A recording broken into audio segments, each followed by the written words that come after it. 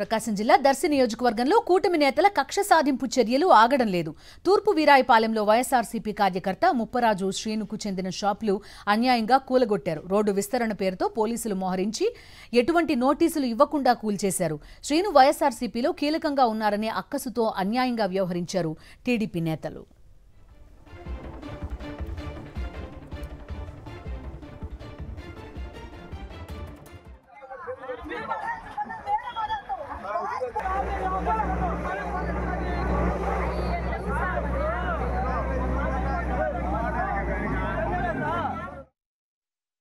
గతంలో 2011లో స్థలం కొనుక్కొని మేము వాడుకుంటా ఉన్నాం.